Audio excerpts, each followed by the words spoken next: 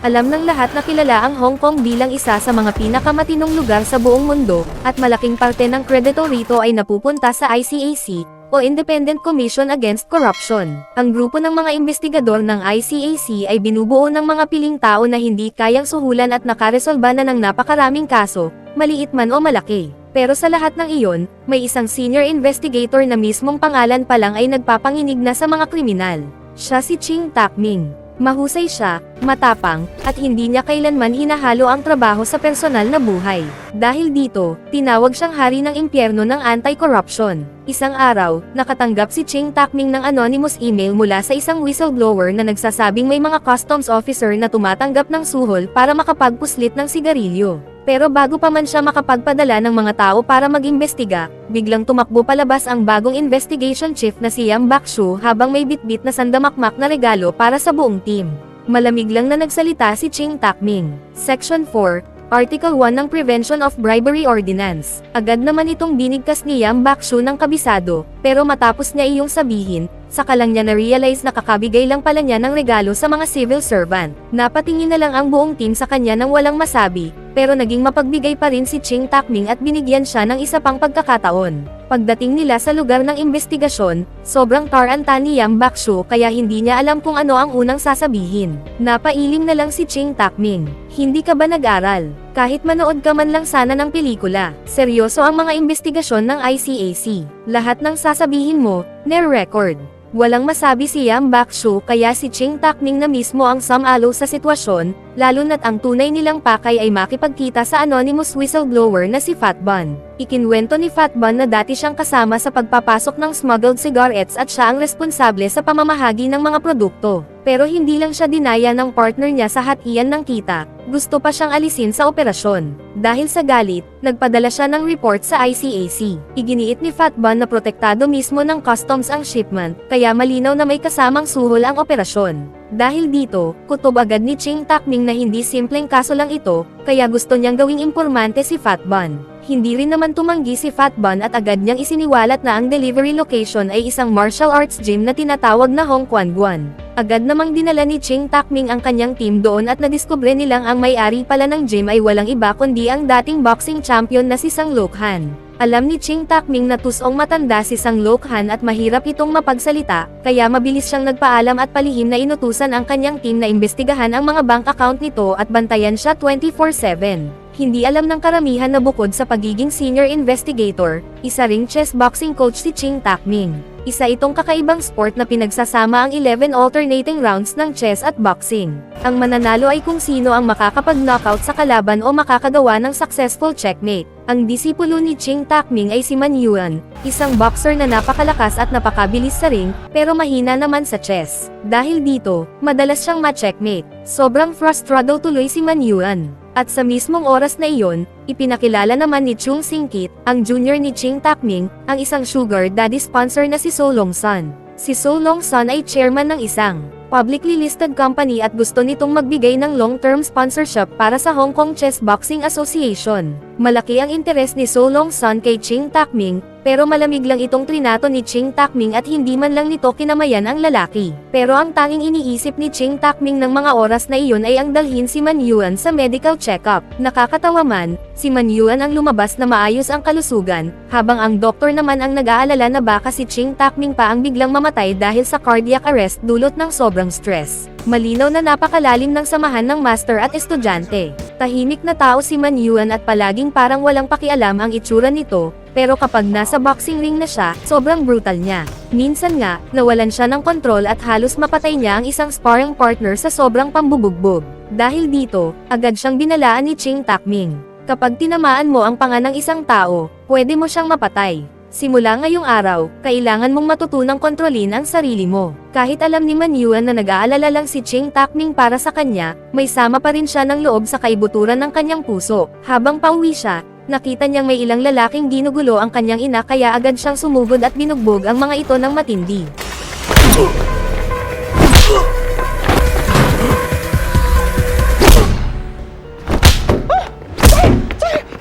Mabuti na lang at napigilan agad siya ng kanyang ina. Sinabi nito, ayos lang ako, parte na talaga ng negosyo rito ang ginugulo ng ibang tao. Ang gusto ko lang ay maging ligtas at malusog ka. Hindi ko kailangan na maging malaking tao ka, pero sana tigilan mo na ang mga basurang ginagawa mo. Matigas namang sumagot si Man Yuan, pero ayokong maging walang kwentang tao habang buhay. Samantala, sa ibang pangyayari, nakatanggap ng notification ang chief ng anti-corruption mula sa Securities Commission. Nadiskubre nilang sobrang kainahinala ang annual report ng isang listed company at posible itong konektado sa money laundering activities. Dahil dito, agad niyang ipinadala ang investigation unit ni Team Law para manghimasok sa kaso, habang palihim ding mino-monitor si Ching Takming.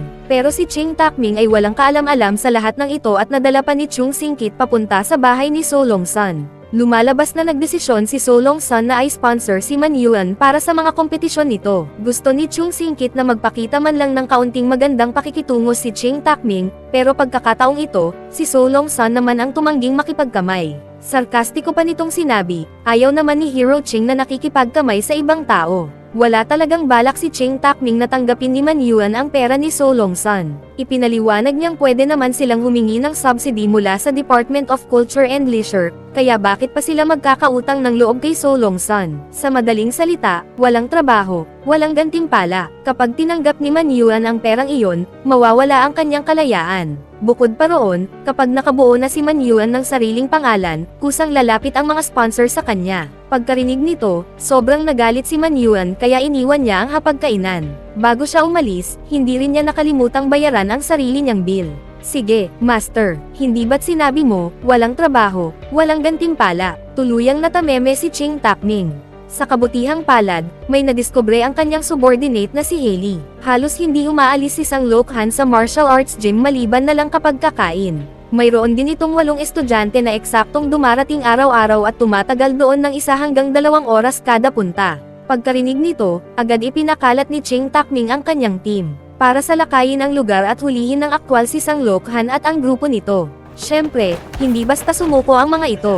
Agad nagkaroon ng matinding habulan. Nagkahiwa-hiwalay ang grupo ni Takming habang ibinubuhos nila ang lahat para mahuli ang mga sospek.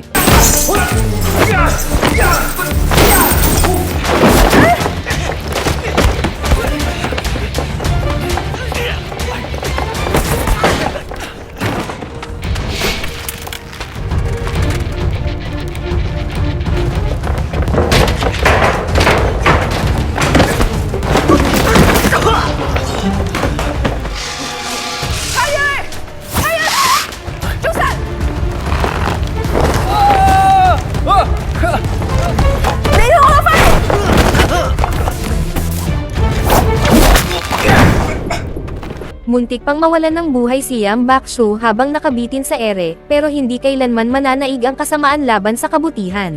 Sa huli, nahuli rin si Sang Lokhan at ang buong grupo nito. Habang inaaresto, nauna nang napansin ni Ching Takming na sobrang tigas ng mga punching bag sa gym, malinaw na senyales na matagal nang walang gumagamit doon. Pinatunayan nitong hindi talaga nagpupunta roon ang mga estudyante ni Sang Lokhan para mag-practice ng boxing. Ibang klase ng operasyon pala ang ginagawa nila. Sa kasamaang palad, kahit umamin si Sang Lokhan na tumutulong siyang mamahagi ng mga produkto, tumanggi pa rin itong magsabi ng iba pang detalye. Dahil dito, wala ring nagawa si Ching Takming kundi ma-frustrate. Pag-uwi niya sa bahay, kailangan pa niyang bayaran ang utang sa sugal ng kanyang ama. Pero sa kabila nito, hindi man lang siya nito tiningnan ng maayos at instant noodles pa ang kinain niya para sa hapunan. Walang masabi si Ching Takming kaya ibinuhos niya ang lahat ng oras at lakas niya sa kaso. Mabilis niyang nadiskubre na tuwing umpisa ng buwan malamang ipinapasok ni Sang Lokhan ang kanyang mga produkto. At sa mga panahong iyon, isang customs officer na nagngangalang Lo Kwon Chun ang palaging naka-duty, kaya lalo itong naging kainahinala. Madalas ding nagpupunta si Lo Kwon Chun sa stock exchange,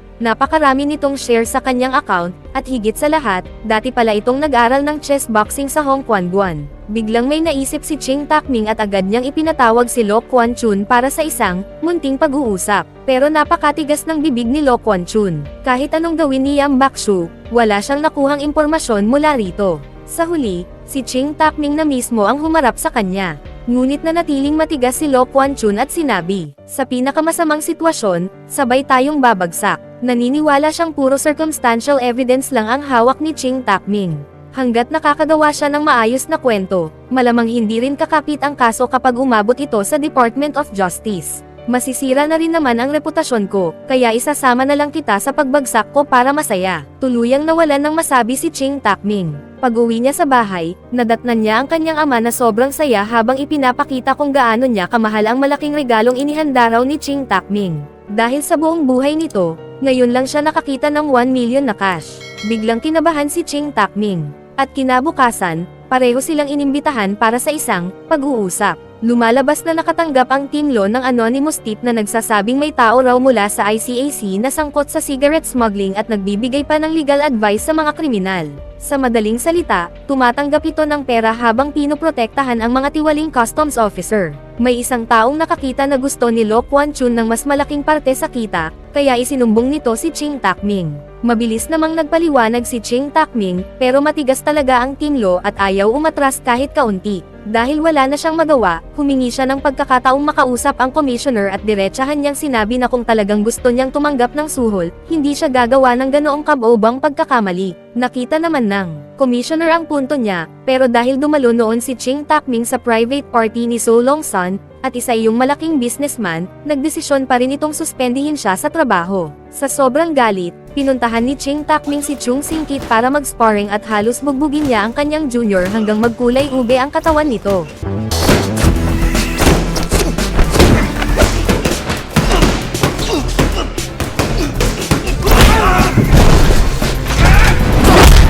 Buti na lang at dumating si Dr. Hang para pakalmayan siya, kaya kahit papaano ay nabawasan ang kanyang galit at frustration. Pero dahil suspect na ngayon ang ama ni Ching Takming, anumang pakikipagkita niya rito ay maituturing na obstruction of justice. Wala siyang choice kundi manatili muna ng ilang araw sa gym ni Chung Sing-kit. Pagkatapos nito, inutusan niya si Yam Bakshu na bisitahin ang kanyang ama para alamin kung may naaalala pa itong ibang detalye. Masunurin namang ginawa iyon ni Yam Bakshu, pero ang tanging natatandaan lang ng ama ni Ching Takming ay isang coffee-colored na gift box at isang batang delivery guy na may suot na sombrero at face mask. Kasabay nito, biglang inako ni Sang Lokhan ang lahat ng kasalanan. Inamin nitong siya raw ang nagsuhol kina Lo Kwon Chun at Takming, at sinabi pa nitong nag-disguise siya bilang delivery guy. Sobrang nagalit si Ching Takming. Agad niyang inutusan si Hailey na paalalahanan ang Team Law na pilitin si Sang Lokhan na ipaliwanag ng detalyado ang buong proseso. Pagkatapos noon, kailangan din nilang kumuha ng surveillance footage sa lugar para maikumpara ang mga detalye. Kahit isang maliit na inconsistency lang ay sapat ng patunay na nagsisinungaling si Sang Lokhan. Halos mabaliw na sa kakaisip si Ching Takming, pero si Yam Bakshu na nasa tabi niya ay biglang nag-init ang ulo. Walang pag-aalin-lang ang pinuntahan niya ang leader ng Team Law at pinagsabihan ito ng matindi, inaakusahan silang sinisira ang dangal ng ICAC. Pero malamig lang na sumagot ang babae. Sinusunod lang namin ang proseso. Ang taong hinahayaan ang kanyang paghuhusga na madaig ng pagkainip, siya ang tunay na kahihiyan ng ICAC. Kinabukasan, nadiskubre ni Hailey na palihim pa ring iniimbestigahan ng Team Law ang publicly listed company ni So Long Sun. Pinaghihinalaan nilang ginagamit nito ang sponsorship at pag-organize ng boxing tournaments para makapag-money laundering. Bukod pa roon, dating magkaklase pala sa middle school sina So Long Sun at ang commissioner. Dahil dito, napaisip si Ching Takming. Posible kayang sangkot din ang commissioner. Pero hindi naniwala si Ching Takming na ang commissioner ang nasa likod ng pag-frame up sa kanya. Para sa kanya, walang koneksyon ang dalawang kaso. Pero eksaktong sandaling iyon, si Yam Bakshu na sumusunod kay So Long Sun ay may nadiskubre. Nakita niyang may financial transactions pala si So Long Sun kay Lo Kwon Chun. Mas malala pa rito, nagpadala pa ito ng mga hitman para tuluyang patahimikin si Lo Kwon Chun.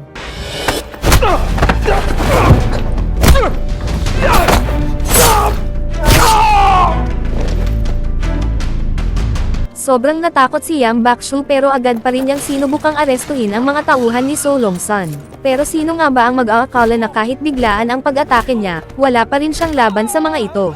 Dahil dito, tuluyang namatay si Lo Kwon Chun habang si Yam Bakshu naman ay malubhang nasugatan. Nang marinig ito, natulala si Ching Takming at hindi agad nakapagsalita. Pagkatapos noon, nakatanggap siya ng tawag mula sa kanyang impormante na si Fat Bun. Ayon dito, may isang grupo raw na kasalukuyang nagtatapon ng napakalaking shipment ng smuggled cigarettes sa merkado. Kahit kalahati lang ng presyo, aabot pa rin ito sa halaga na several $100 million.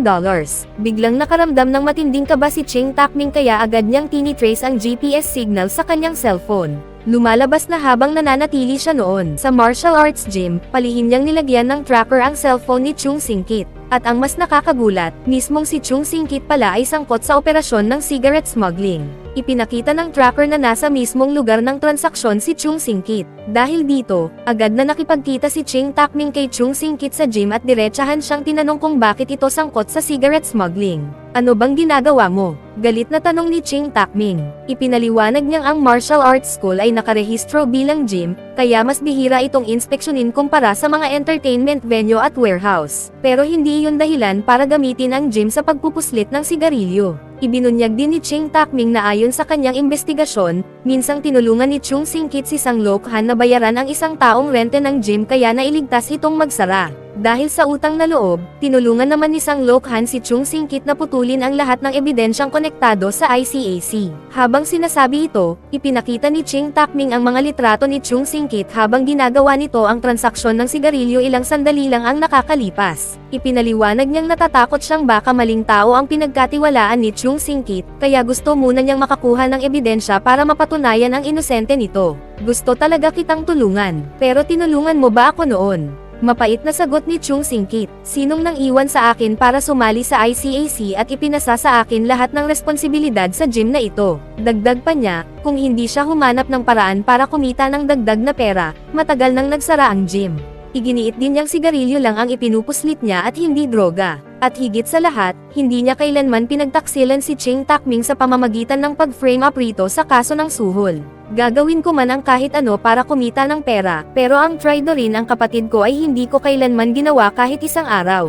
Walang maisagot si Ching Tak-ming.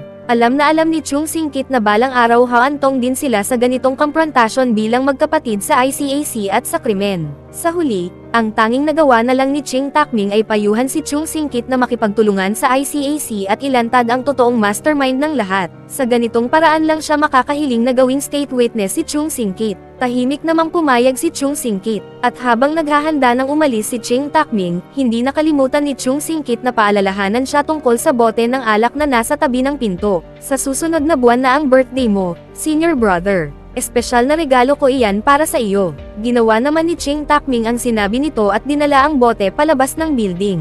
Pero bigla na lang siyang nakarinig ng malakas na kalabog. Mabilis siyang bumalik para tingnan ang nangyari at doon niya nadiskubreng wala ng buhay si Chung Sing-kit. Parang gumuho ang buong mundo ni Ching Tak-ming. Pero nang kumalma siya, agad niyang napansin na may mali. Dahil bago siya umalis, kahit medyo emosyonal si Chung Sing-kit, malinaw naman nitong ipinangakong ibubunyag ang mastermind ng cigarette smuggling ring at wala itong balak magpakamatay. Kasabay nito, kusang nakipagkita kay Ching Tak-ming ang Anti-Corruption Commissioner. Lumalabas na matagal na pala nitong alam ang tungkol sa ilegal na transaksyon ni Chung Sing-kit at So Long-sun. Kaya sinadya nitong alisin si Ching Tak-ming sa kaso upang maprotektahan ang integridad nito at ng ICAC. Ako na ang hahanap sa kanya. Tingnan natin kung ano ang kaya niyang gawin. Pinili ng commissioner na sabayan ang plano ng kalaban dahil may nadiskubre ito. At iyon ay ang katotohanang may isa pang napakahalagang taong sangkot sa kasong ito para kay Ching Tak-ming.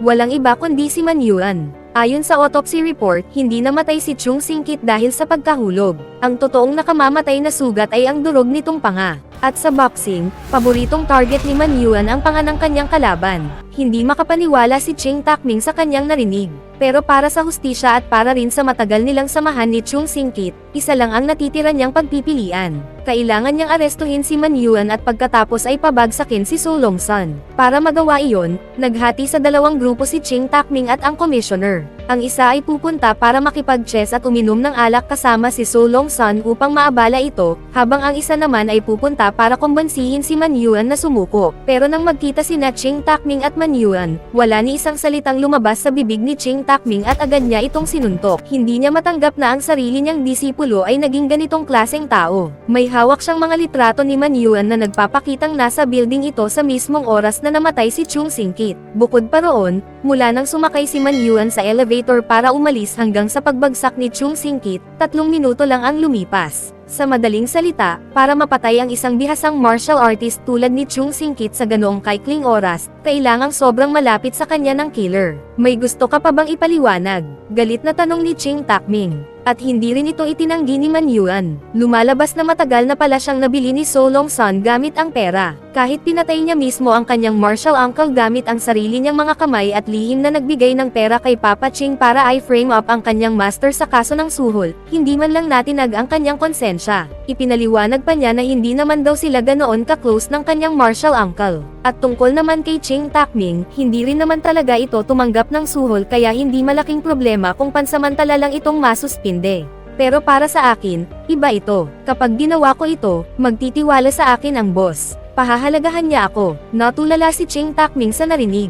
Matigas pang inulit ni Man Yuan na kahit maging mamamatay tao pa siya, hindi siya papayag na manatiling isang walang kwentang tao habang buhay. Dahil dito, lalo pang nabalisa si Ching Takming at desperado niya itong pinakiusapang tumigil bago pa ito tuluyang lumubog sa mas maraming pagkakamali. Pero katwiran ni Man Yuan, bata pa naman siya at unang beses pa lang niya itong nagawa, kaya kahit makulong siya, ayos lang daw. Bukod pa roon, kapag nakalaya siya, basta suportado siya ng boss niya ay maaari pa rin siyang umangat sa buhay. Sa huli, pumayag si Man Yuan na sundin si Ching Takming at sumuko sa mga awtoridad, pero hindi niya pagtataksilan si So Long Sun. Sa kasamaang palad, wala ring tiwala si So Long Sun kay Man Yuan at agad itong nagpadala ng mga asasin para tuluyan siyang patahimikin. Nang mapansin ni Ching Takming na lumalala na ang sitwasyon, agad niyang isinama ang kanyang disipulo para makatakas.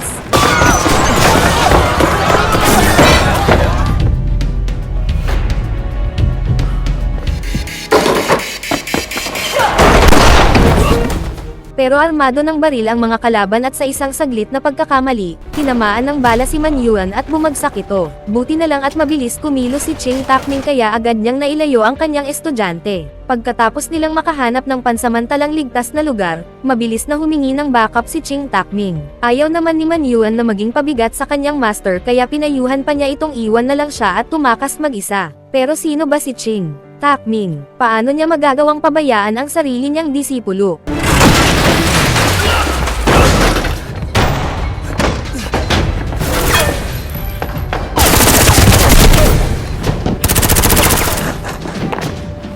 Sa kasamaang palad, dahil napapalibutan sila ng mga kalaban, tuluyan ng naubusan ng matatakbuhan ang magmaster at na-corner sila sa rooftop. Sa oras na iyon, walang tigil na ang pagdurugo ni Man Yuan. Nagdesisyon si Ching Takming na paunahin muna itong makatakas habang siya ang may iwan para harangin ang mga humahabol. Sa kabutihang palad, eksaktong mga oras ding iyon paparating na ang reinforcement. Ang problema lang, sobrang sablay ng skills ni Yang Bakshu. Tinapon niya ang baril papunta kay Ching Takming pero hindi niya ito naibigay ng maayos. Buti na lang at nanatiling kalmado si Ching Takming kahit nasa panganib at mabilis niyang binuo muli ang dismantled na baril. Dahil sa mabilis niyang pag-iisip, kapwa nakaligtas sina Ching Takming at Man Yuan. Kasabay nito, tuluyan ding na-checkmate ng commissioner si So Long Sun, literal man o sa totoong buhay, habang nasa chess table sila. Agad namang sumugod si Ching Takming at ang kanyang team sa bahay ni So Long Sun at inaresto ito sa mismong lugar. Dahil dito, sobrang natuwa si Yang Bakshu. Kahit si Takming ay nagsimulang magbago ang tingin sa kanya. Nagdesisyon pa si Ching Takming na gawin siyang disipulo at turuan ito ng boxing. Sa huli, nahatulan si So Long Sun ng habang buhay na pagkakakulong dahil sa pag-uutos ng pagpatay at money laundering. Si Man Yuan naman ay nahatulan ng 15 years na pagkakakulong dahil sa murder, habang si Sang Lokhan ay nakatanggap ng 3 years na sentensya dahil sa cigarette smuggling at obstruction of justice. Ang pelikulang Corruption Fighter, side story ay kwento ng pag-iimbestiga ni Chief Investigator Takming sa isang cigarette smuggling case na konektado sa isang martial arts gym. Habang lumalalim ang kaso, unti-unti ring nabubunyag ang malalaking conspiracy sa likod nito, tulad ng panunuhol sa customs officers at paggamit sa gym bilang front para sa money laundering. Hindi lang kakaiba ang kombinasyon ng boxing at chess sa pelikula sa pamamagitan ng chess boxing, kundi mahusay din itong pinagsama ang detective investigation, suspense, at criminal action kaya naging sariwa ang dating nito sa genre. Isa rin sa pinaka-nakakaaliw na parte ng pelikula ang komprontasyon ni Ching Takming at Chung Singkit bilang magkapatid. Pero kahit ganoon, mayroon pa ring ilang kahinaan sa kabuoang logic at storytelling ng pelikula kaya kulang pa ito ng kaunti para matawag na perpekto. At dito na nagtatapos ang review natin ngayon. Magkita-kita ulit tayo sa susunod na video. Mag-subscribe na kung hindi ka pa nakasubscribe. Pindutin na rin ang notification bell at like button para sa marami pang Asian Drama PH recap katulad nito at mag-iwan ng comment down below.